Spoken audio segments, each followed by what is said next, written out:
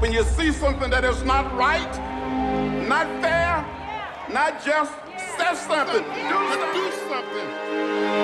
Our children and their children will ask us, what did you do? You are ordered to disperse. This march will not continue. We gave a little blood on this bridge. Not just to change Selma and Alabama, but to change America. Saturday morning, everyone. It is 10 o'clock on this July 18th. I'm Karen Greeran for Megan Packer. And, you know, America, the world, waking up to the news this morning that civil rights leader, U.S. Congressman John Lewis, passed away last night. He was 80 years old. We're taking a look at his life and the impact he's had on the fight for equality throughout the morning. John Lewis wasn't afraid of battle.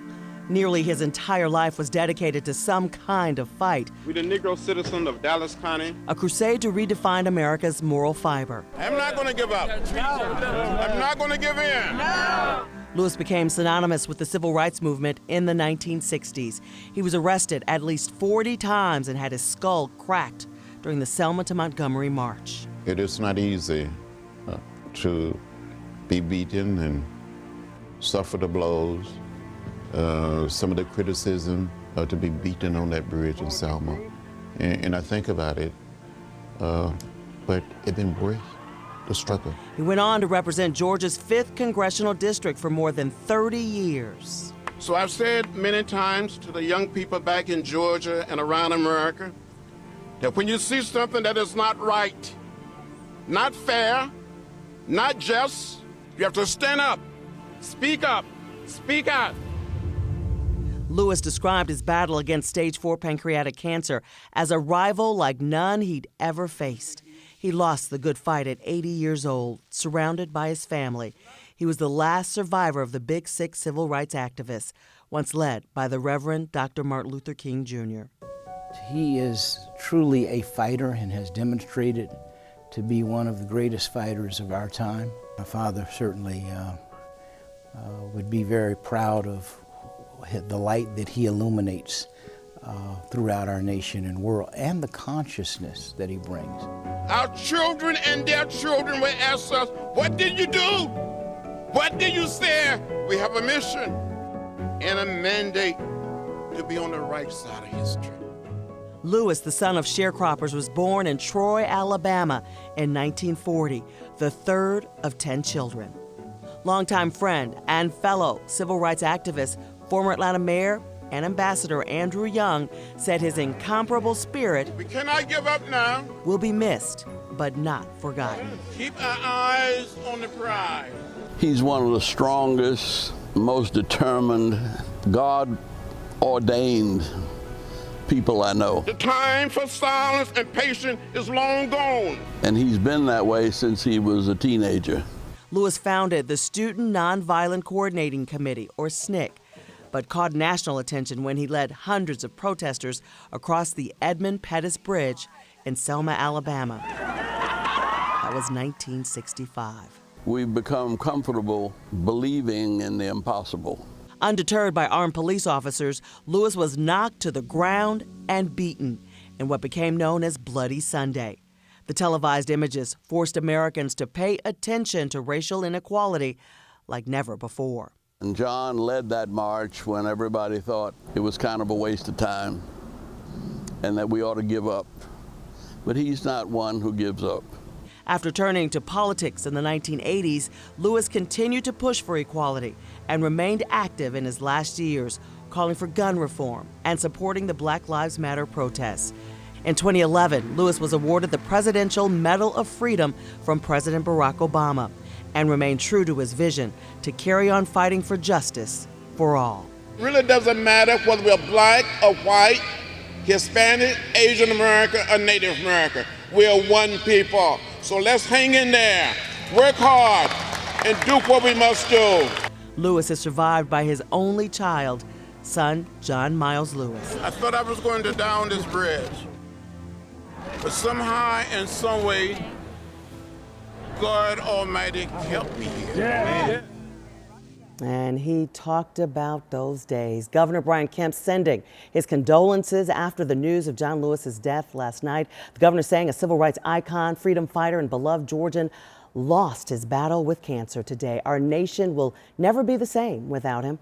There are no words to adequately express the sadness that countless Americans are feeling upon learning this news. John Lewis changed our world in profound and immeasurable ways. Former President Bill Clinton also taking to Twitter. John Lewis gave all he had to redeem America's unmet promise of equality and justice for all, and to create a place for us to build a more perfect union together. He says Hillary and I were blessed by his friendship, support, and wise counsel. We'll miss him so much, but we'll always be grateful that he lived to see a new generation of Americans take to the streets in search of his long-sought, beloved community. As we say goodbye to such a towering icon, people across the country and right here in our state are in mourning, and they're gathering at the John Lewis mural. You may remember that beautiful mural right on Auburn Avenue to pay tribute and respect him. CBS 46's Haley Mason joining us from that mural, which really has taken on a whole new meaning this morning. It sits in that historic part of Atlanta where SCLC once sat, and you know we have Ebenezer Baptist Church right around the corner. Haley, how's it looking out there this morning?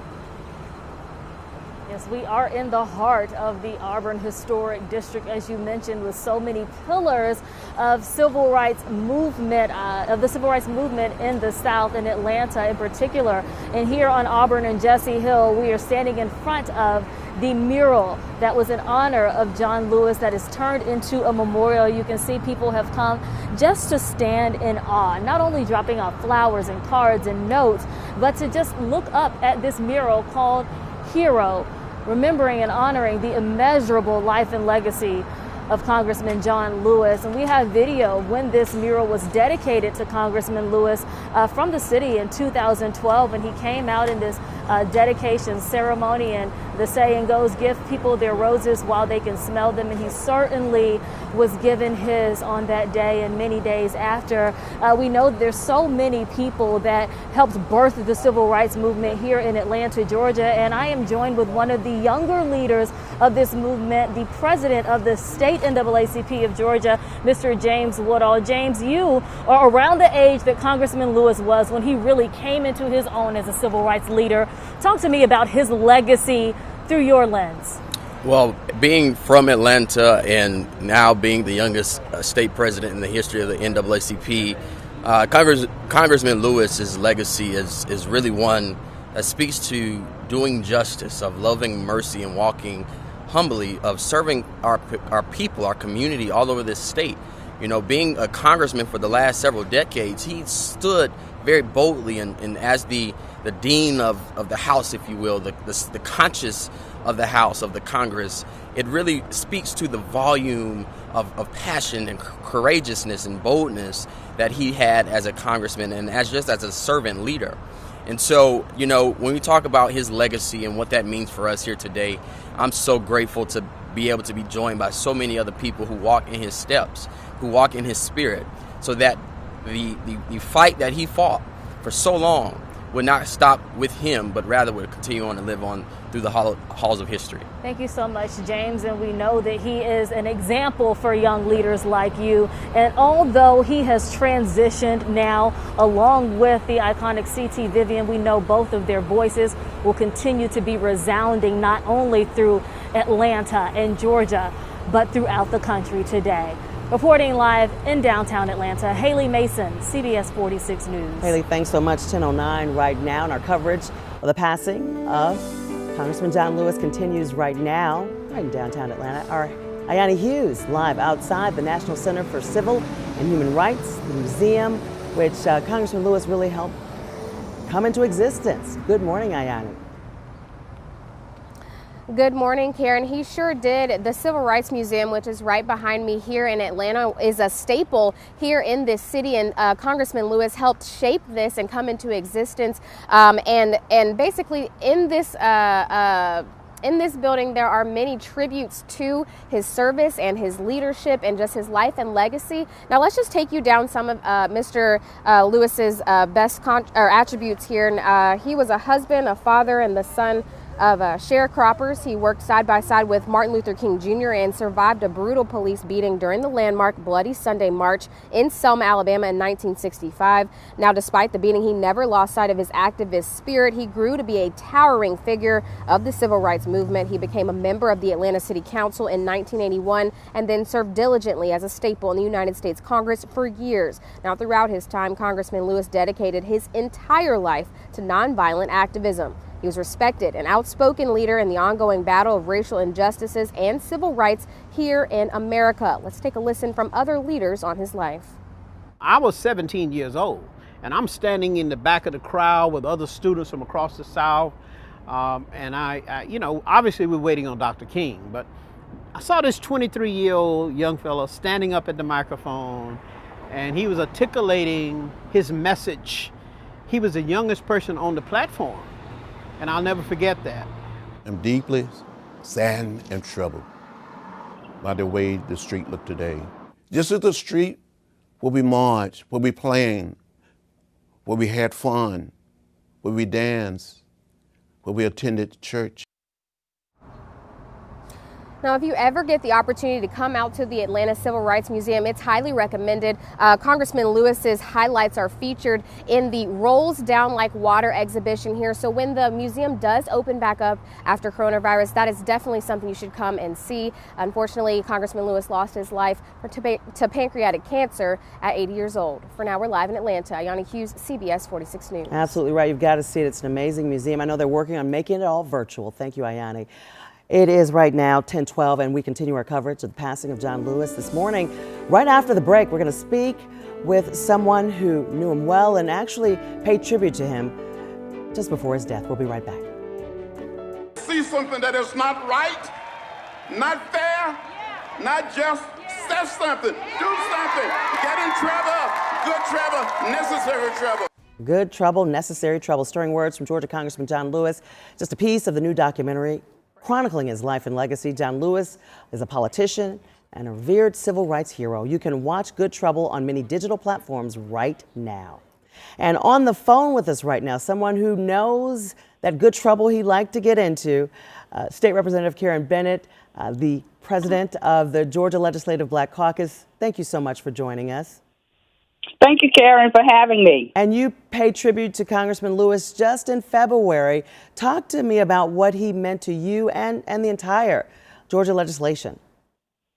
Well, the Georgia Legislative Black Caucus did honor Congressman Lewis back in February at our Heritage Center just because of his iconic service to legislators such as myself and the community. He meant a lot. He was a champion for justice and equity and good trouble, as he continued to teach us to stay in good trouble when it represents the right side of right and doing something good for other people. And he really fought a hard fight all the way up until the end. This pancreatic cancer, he said, the hardest fight he'd ever battled. He did, and he was a champion all the way until the end. He continued to speak out for the rights of others. Black Lives Matter. And just to stand, and he continued to fight the good fight, Karen. And do you think that his message, that he is happy with where we are today after all those years of fighting for justice? I do not think he's happy with where we are today. We are happy with the work that he did to fight for justice and his work for voter turnout and voting registration and getting people out to vote. I think it's going to be the resounding message that's going to lead us into this new election cycle. And a difference he has made and continues to make. Have you heard anything else about services or any plans for him yet, Karen? Not at this time. Not at this time, but I'm sure that during this COVID-19 pandemic, our condolences go out to his family and his loved ones. Absolutely. Chairwoman Karen Bennett, Georgia Legislative Black Caucus, thank you so much for joining us this morning and giving us your memories of Congressman John Lewis. Stay with us. We have more on the day's news ahead, plus more on the life and legacy of John Lewis right after the break. All of us, it doesn't matter whether we're black or white, Latino, Asian American, or Native American. It doesn't matter whether we're straight or gay. We're one people, we're one family, we're one house. We all live in the same house. Good Saturday morning to you all. And we're starting off with a live look at this beautiful mural of Congressman John Lewis as we continue our coverage of his passing late last night. It happened just after the 11 o'clock news. We are remembering his life and legacy with friends and people who knew him best. I'm Karen Greer in for Megan Packer. Thank you so much for waking up with us as we really take you through this fearless freedom fighter's life. The Georgia congressman passed away at the age of 80, just after 11, just before midnight. He served 33 years in the U.S. House of Representatives, playing a critical role in the civil rights movement, and he really helped change history. Congressman John Lewis dedicated his life to civil rights and nonviolent activism.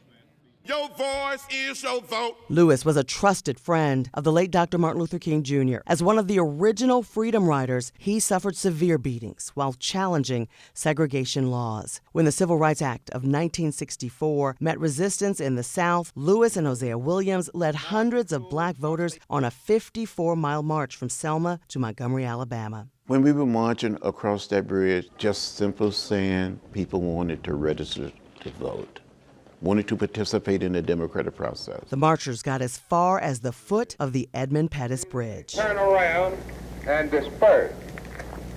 And they came toward us, beating us with nightsticks, using tear gas and trampling us with horses. That day went down in history as Bloody Sunday. 2 weeks later, Lewis and hundreds more, including Dr. King, completed that march to Montgomery. Lewis was born near Troy, Alabama in 1940. He attended American Baptist Theological Seminary and later graduated from Fisk University in Nashville, Tennessee, with degrees in religion and philosophy. He was elected chairman of the Student Nonviolent Coordinating Committee in 1963, also known as SNCC. I wanted to make a contribution. I didn't like the signs that said white only, colored only. At 23, Lewis was the youngest speaker at the March on Washington, where Dr. King delivered his I Have a Dream speech. His passion for people and racial reconciliation brought him to the halls of Congress. I'm John Lewis, running for Congress. Lewis won Georgia's 5th congressional district in 1986. Yes, I'm proud to be a liberal Democrat. I stand with the people. He received numerous awards throughout his life, including the Presidential Medal of Freedom. Congressman Lewis and President Obama led thousands across the Edmund Pettus Bridge to commemorate the 50th anniversary of Bloody Sunday in 2015. But he clashed with President Obama's successor, boycotting President Donald Trump's inauguration. And on the 50th anniversary of Martin Luther King Jr.'s assassination, Lewis asked Americans to step up. When you see something that is not right, something that is not fair, something that is not just, you have a moral obligation to say something, to do something. A principle he lived by, earning his reputation as the conscience of the U.S. Congress. The boy from Troy, as we say goodbye to such a towering icon, people across the country and right here in Georgia are mourning his loss and gathering at the John Lewis mural on Auburn Avenue to pay tribute. CBS 46's Haley Mason been there throughout the morning, and she is there with a very special family friend who really knows what he has meant to all of us. Haley? Yes, Karen, I'm joined with that special family friend who we'll introduce in just a minute, but we are also surrounded by mourners who've been coming out to this mural turned memorial in honor of Congressman John Lewis. We're right here on Auburn Avenue and Jesse Hill Jr. Drive, where we know this mural has become a memorial site. People have been bringing out flowers, cards, and words of encouragement, words in memoriam, and words just speaking to this immeasurable life and legacy of the late congressman who meant so much to this community, and who was here in 2000, who was here and as this mural was donated to him, dedicated to him in 2012. We had video of him being here and speaking on what it meant to have this life-size hero mural dedicated in his honor. And we know that he touched so many lives and worked for so many decades in this city for civil rights and justice. And I'm joined here now with former Atlanta Mayor Bill Campbell, who knew him closely and is here to share some words with you. First of all, Mayor Campbell, thank you so much for coming out with to speak to us this morning. We know that Congressman Lewis, before he was Congressman Lewis, he was a city council member elected in 1981. And before you were mayor, you were a council member working alongside him. Talk about those memories with him working over the decades. Well, John is one of my dear friends, and we shared an office for 5 years. And I was here when we dedicated this mural for John.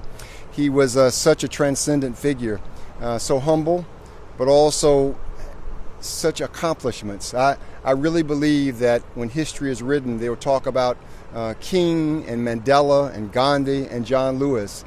He had that kind of impact on America and bent the arc of history to make justice really become what we expect of America.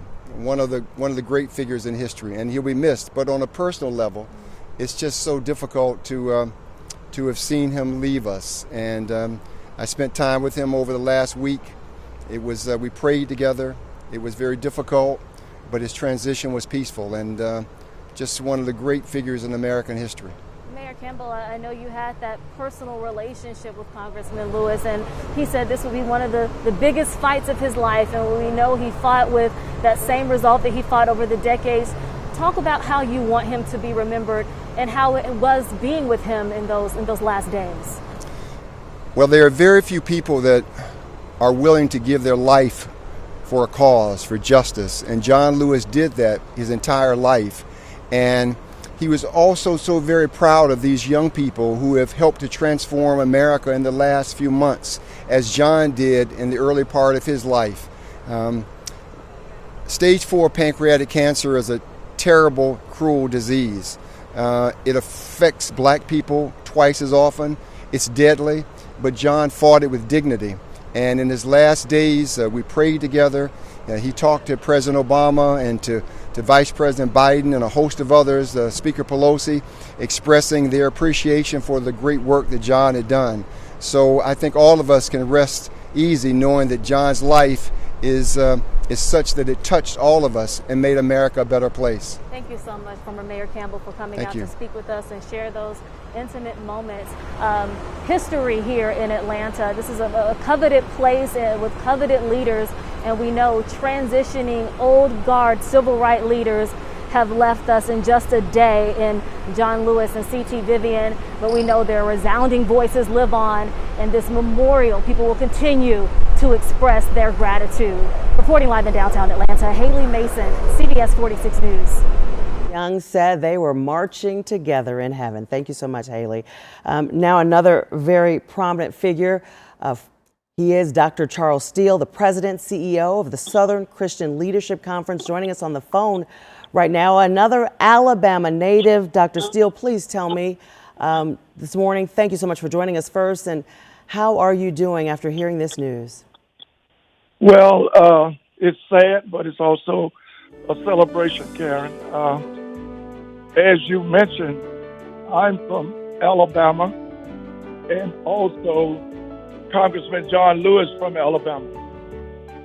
And when I was president of the state of Alabama, SCLC, I used to communicate with Congressman Lewis at that particular time. And he came and spoke to us many a time. Never said no. Never said no in terms of my invitation. And whenever I would see him, he would say, Mr. President, just hang in there. You can get the job done. And when we built the building on Auburn Avenue, who was there other than Congressman John Lewis, and patted me on the back and said, keep going, my brother, keep going. He's an inspiration and a motivation to life, and particularly my experience in knowing him and sitting at the feet of C.T. Vivian and Congressman John Lewis. I think it's so interesting. You took over the head of SCLC right after Reverend C.T. Vivian. Well, actually, Karen, I was there before Dr. Vivian. Okay. I was there twice. I was there in 2004, and CT, and then I took a sabbatical after serving 4 years, and then C.T. Vivian and Dr. Lafayette called me back and said, we need you to come. But C.T. said, I will be the president, you be the CEO, and Dr. Lafayette be the chairman of the board. We're going to have a team. Wow. And we worked it, and we worked it. And after that, Karen, C.T. came to me and said, Dr. Vivian said, Charles, I've been here a year. Now it's time for you to be the president and CEO. And you are the only president to serve twice in this capacity. I love those two gentlemen. They motivated me, they inspired me, and that's why we are moving forward. What a story. Dr. Charles Steele, SCLC President and CEO, thank you so much for joining us. We will, of course, keep up with you and get the very latest. We appreciate your time. Thank you. And we will be, actually, former Secretary of State John Kerry giving us a statement as well. John Lewis's unwavering sense of justice and unique quiet determination to always act on conscience made him a walking inspiration wherever he went. It was a privilege of a lifetime to know him. It is 10:41. We will be right back after the break.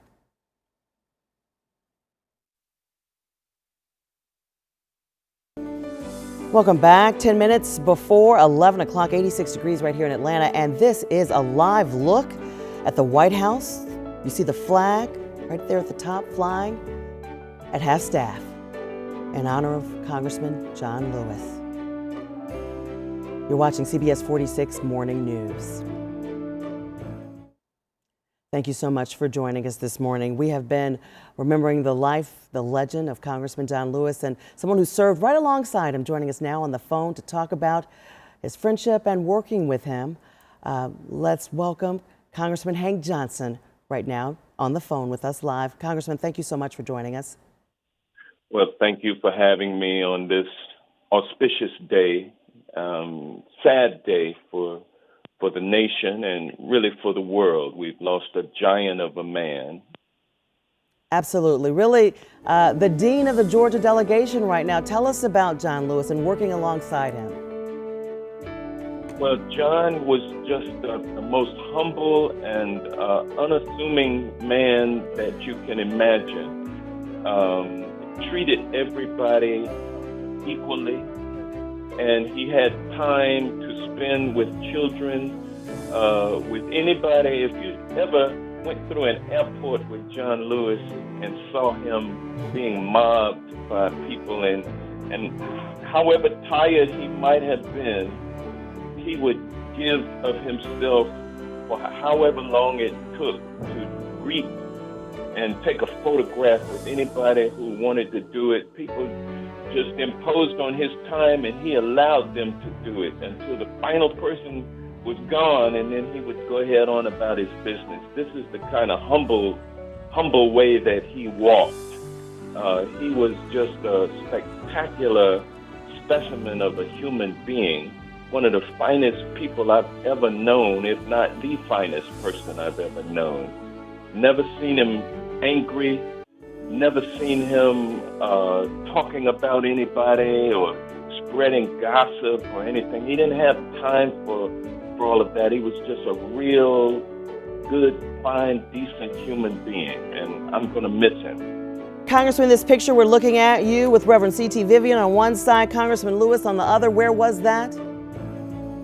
That was down on Martin Luther King Jr. Drive, and I believe that we were marching as a result of Michael Floyd back in 2014. I think it had something to do with police killings of African Americans. Well, thank you so much. Oh, I'm sorry. I'm so proud to stand between those two giants who died on the same day. Reverend C.T. Vivian was a giant in his own right, a man who could take a punch and turn the other cheek and still be talking truth to power. Just a tremendous example of a great man. So two great men have passed, and their lodging here on earth was for the greater good, and so I'm happy to have known both of them. Congressman, thank you so much for your time and your words of wisdom. We're going to take a break, and we'll be right back to wrap up the morning.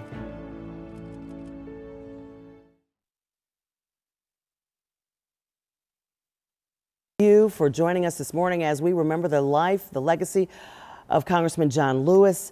We will, of course, continue to give you all more information on our free streaming CBS 46 app and have more tonight on CBS 46 News beginning at 6 o'clock. Have a wonderful Sunday, everybody, or Saturday, everybody, and we will see you later. Thank you.